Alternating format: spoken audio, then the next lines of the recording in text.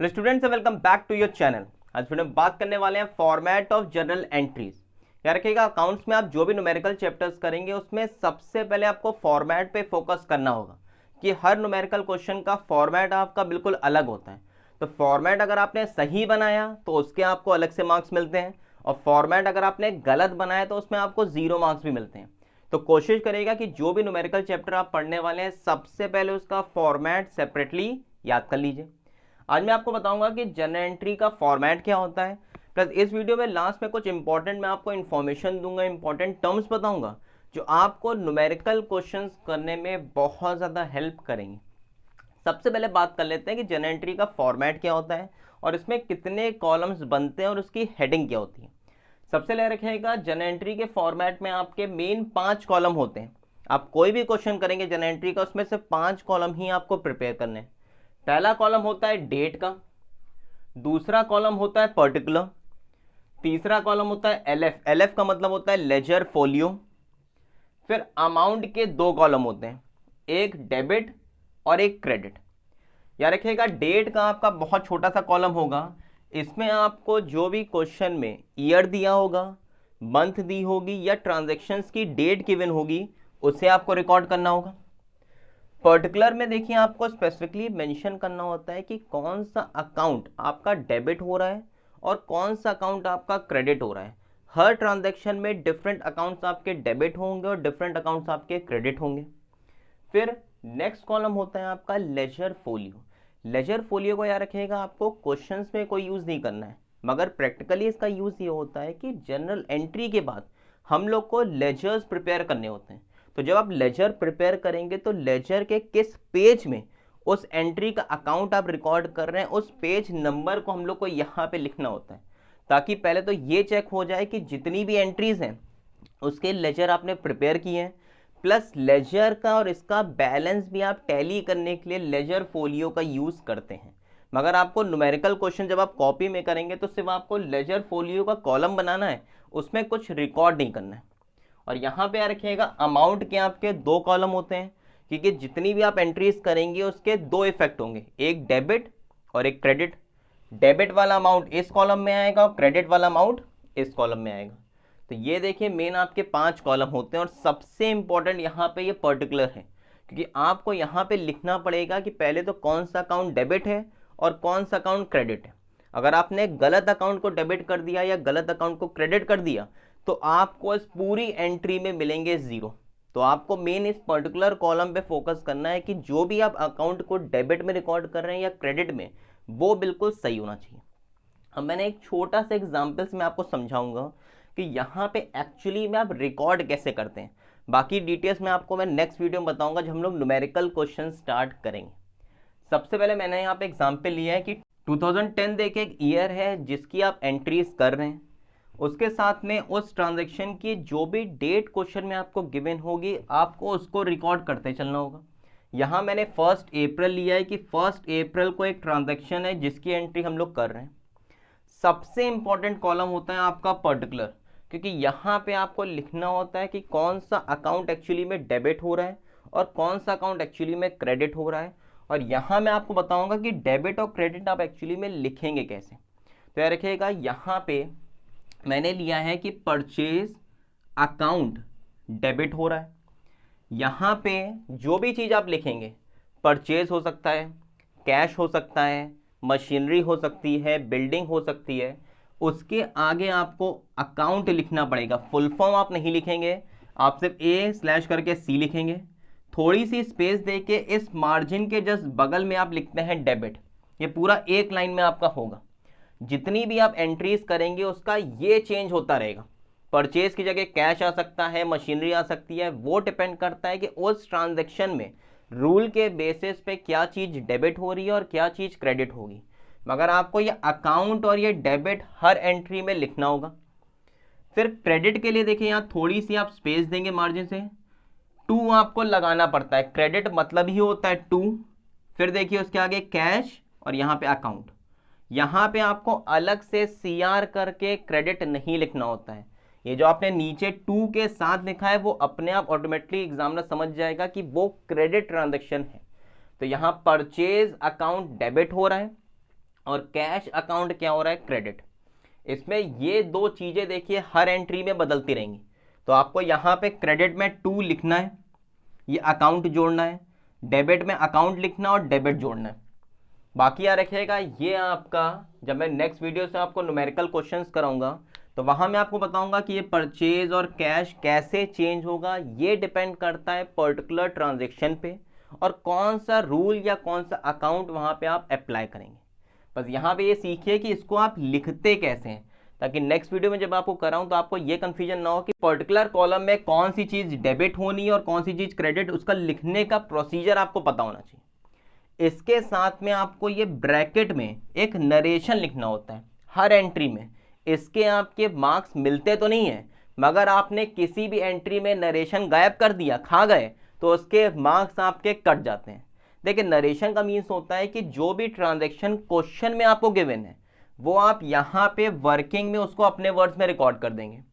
इसका एक्चुअली में क्वेश्चन है goods purchase by the business for ₹1000 और आप नरेशन में क्या लिखेंगे, being goods purchased for cash ₹1000 और इसको ब्रैकेट के अंदर आप कर देंगे। इसके नीचे एक लाइन ड्रॉ हो जाएगी, इसका मतलब है ये आपका ट्रांजैक्शन की एंट्री खत्म।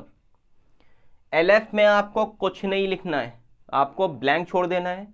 और अमाउंट में याद रखिएगा, ये जो परचेज अकाउंट डेबिट था इसके जस्ट सामने जो क्वेश्चन में आपको अमाउंट गिवन है आप उसको लिखेंगे और टू कैश अकाउंट के सामने इस कॉलम में नहीं, अब इस क्रेडिट वाले कॉलम में यहां पे अमाउंट आएगा।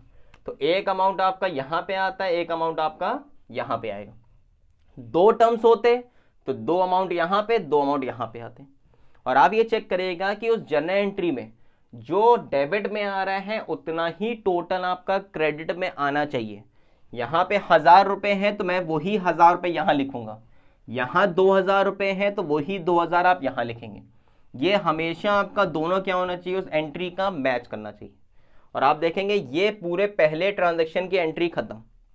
अब क्वेश्चन में जो भी दूसरा ट्रांजैक्शन है फिर से आप लिखेंगे 2 अप्रैल, यहां पे आप लिखेंगे, उसके आगे अकाउंट डेबिटेड, फिर 2 करके जोड़ देंगे, फिर यहां पे आपका अमाउंट और ये चलता रहेगा। बस मेन क्या सीखना है कि जो ईयर गिवन है वो यहां पे, जो डेट गिवन है वो यहां पे परचेज में आपको बताऊंगा वो रूल के बेसिस पे, ट्रांजैक्शन के बेसिस पे आपको चेंज करते रहना होगा। बस जो भी चीज आप डेबिट में लिखेंगे उसके आगे अकाउंट और ये डेबिट आपको लिखना है, अमाउंट आप यहां लिखेंगे 2 के साथ। और यहां थोड़ी सी देखिए मैंने स्पेस दी है, अब इसको इस तरीके से नहीं लिखा मैंने, ये 2 कैश। बहुत बच्चे क्या करते हैं, ये कर देते हैं, ये गलत है। यहाँ थोड़ी सी आप स्पेस देंगे, आपको लगना चाहिए कि ये अलग से 2 है और उसके आगे कैश हो, मशीनरी हो, डिपेंड करता है जो भी चीज होगी। और उसके आगे आपको ये अकाउंट, ये डेबिट और ये 2 आपको हर एंट्री में रिकॉर्ड करना होगा। आई होप आपको थोड़ा सा बेसिक क्लियर हो गया होगा कि उस फॉर्मेट के अंदर आप एक्चुअली में एंट्री को रिकॉर्ड कैसे करेंगे, एंट्री कैसे करेंगे ये आपको मैं नेक्स्ट वीडियो में बताऊंगा। मगर उसमें आपको कौन कौन सी चीजें यूज करनी है, अकाउंट डेबिट, ये आई होप आपको क्लियर हो गया होगा। नरेशन बहुत ज्यादा इंपॉर्टेंट है, नरेशन में कुछ नहीं करना है, उस एंट्री के नीचे ब्रैकेट बनाइए, यहां बीइंग लिखिए और जो क्वेश्चन में गिवन है, being goods purchase, being goods sold, being machinery purchase, being salary paid, being commission paid, जो भी क्वेश्चन में आपको ट्रांजैक्शन गिवन होंगे सिर्फ उसको आपको क्वेश्चन का ही नरेशन उसी को उठा के यहाँ पे लिखते रहना होगा। आई होप आप फॉर्मेट क्लियर हो गया होगा। अब आपको इसको कॉपी में सबसे पहले नोट करिए जो जो चीज़ बेसिक मैंने आपको बताई है। अब मैं इसके बाद आपको बहुत इंपॉर्टेंट चीज़ बताने वाला हूँ कि पर्सनल अकाउंट, रियल अकाउंट और नॉमिनल अकाउंट में कौन कौन से एक्चुअली में टर्म्स आते हैं, वो आपको न्यूमेरिकल क्वेश्चंस करने में बहुत ज़्यादा हेल्प करेंगे। अब मैं आपको एक लिस्ट बताने वाला हूँ कि पर्सनल अकाउंट में, रियल अकाउंट में और नॉमिनल अकाउंट में कौन कौन से टर्म्स आते हैं। इसको अपनी कॉपीज में नोट डाउन कर लीजिएगा। प्लस जिन भी बच्चों ने मेरी previous video basic account terms नहीं देखी है, क्योंकि जब तक देखिए आपको इन टर्म्स का मतलब नहीं पता है कि कैपिटल एक्चुअली में होती क्या है, ड्राइंग्स एक्चुअली में होती क्या है, तो आपको ये नहीं क्लियर होगा कि ये पर्टिकुलर टर्म मैंने पर्सनल अकाउंट में क्यों लिखा है, रियल अकाउंट में क्यों नहीं लिखा है, या नॉमिनल अकाउंट में कौन से टर्म्स आ रहे हैं वो रियल में क्यों नहीं आ सकते। तो प्लीज जर्नल एंट्री चैप्टर पढ़ने से पहले जिन भी बच्चों ने मेरी प्रीवियस वीडियोस नहीं देखी है, आपको बेसिक अकाउंट टर्म जितने भी मैंने बताए थे उसका मतलब अच्छे से हर टर्म का क्लियर होगा, तभी आप न्यूमेरिकल क्वेश्चंस को कर पाएंगे। सबसे पहले देखिए, पर्सनल अकाउंट का मतलब मैंने आपको बताया था कि कोई भी अकाउंट किसी पर्सन से अगर रिलेटेड है तो वो यहाँ पे रिकॉर्ड होगा। किसी भी पर्सन का नाम अगर क्वेश्चन में आपको गिवन होगा, लाइक राम, मोहन, कोई कंपनी हो, कोई इंस्टीट्यूशन हो, वो आप इस रूल के बेसिस पर रिकॉर्ड करेंगे। बैंक से अगर कोई भी ट्रांजैक्शन हो रहा है तो उसमें भी कौन सा रूल लगेगा? आपका पर्सनल अकाउंट का। कैपिटल मतलब कोई पर्सन, कोई ओनर अपने बिजनेस को स्टार्ट करते टाइम जो पैसे लगा रहा है, वो कैपिटल अगर क्वेश्चन में गिवन है या बिजनेस स्टार्टेड करके कोई टर्म गिवन होगा तो उसमें भी कौन सा रूल लगेगा? आपका पर्सनल अकाउंट।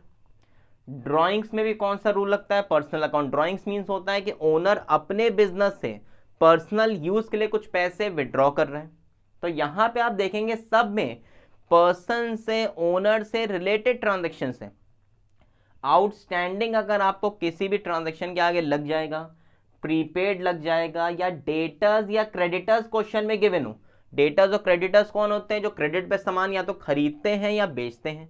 तो बिजनेस ने कोई भी ट्रांजैक्शन अगर क्रेडिट पे किया है तो उन सब में आप पर्सनल अकाउंट का रूल अप्लाई करेंगे। रियल अकाउंट में याद रखिएगा सिर्फ एक ही टाइप ऑफ ट्रांजैक्शन होते हैं एसेट के, चाहे वो टेंजिबल एसेट्स हो चाहे वो इनटेंजिबल एसेट्स हो। इसकी डिटेल मैंने आपको बेसिक अकाउंट टर्म्स में बताई है, उसको प्लीज जाके एक बार देखिए। उसमें एग्जांपल्स भी बताए हैं जो आपको देखिए आगे चैप्टर्स में बहुत ज्यादा हेल्प करेंगे। यहाँ पे कुछ मेन टर्म्स मैंने लिख दिए, like cash, machinery, building, goodwill. और कैश के तो आपको हर ट्रांजैक्शन में 90% ट्रांजैक्शन में कैश का ही रिकॉर्ड होगा, चाहे वो पैसे आएंगे या पैसे मेरे पास से जाएंगे। और नॉमिनल अकाउंट में देखिए सिर्फ प्रॉफिट, लॉस, एक्सपेंसेस या गेन के ही ट्रांजैक्शंस होते हैं। लाइक रेंट क्वेश्चन में अगर आपको गिवन है, चाहे आप पे करें चाहे रिसीव करें। सैलरी किसी इंप्लॉय को पे कर रहे हैं या रिसीव कर रहे हैं। वेजेस, इंटरेस्ट, डेप्रीसिएशन, कोई एसेट की वैल्यू अगर कम हो रही है। परचेज, सेल्स, ये तो आपको मिलना ही मिलना है। बहुत सारे ट्रांजेक्शन, बहुत सारे क्वेश्चन में परचेज सेल आपको मिलेगा ही मिलेगा। प्रॉफिट एंड डिस्काउंट, तो ये पूरी एक लिस्ट आप लिख लीजिए अपनी कॉपी में। जब मैं आपको नेक्स्ट वीडियो से क्वेश्चंस कराऊंगा तो थोड़ा बहुत आपको पहले से क्लियर हो जाएगा। अच्छा, यहाँ पे पर्सनल अकाउंट का रूल लग रहा है, यहाँ पे रियल अकाउंट का रूल लगेगा, यहाँ पे नॉमिनल अकाउंट का। वहां पे मैं आपको पूरी डिटेल बताऊंगा, रूल के साथ बताऊंगा, मगर थोड़ा सा आपको बेसिक पता होना चाहिए। और प्लीज सबसे पहले बेसिक अकाउंट टर्म्स जो चैप्टर था उसमें जितने भी ये टर्म्स हैं उसकी मीनिंग एक बार फिर से रिकैप कर लीजिएगा, क्योंकि जब तक आपको इन टर्म्स का मतलब नहीं पता है तब तक आप उन क्वेश्चंस में उसको कैसे डेबिट में, कैसे क्रेडिट में और कौन से रूल के अंदर लिख रहे हैं वो क्लियर नहीं होगा। तो आई होप आपको ये पूरा वीडियो अच्छी लगी होगी, क्लियर हो गया होगा। नेक्स्ट वीडियो से हम लोग बात करने वाले हैं पूरे full flesh numerical questions plus rule के साथ। मैं आपको बताऊंगा कि उन ट्रांजैक्शंस की एंट्री आप कैसे रिकॉर्ड करेंगे, कौन सा अकाउंट डेबिट में आएगा और कौन सा अकाउंट क्रेडिट में आएगा।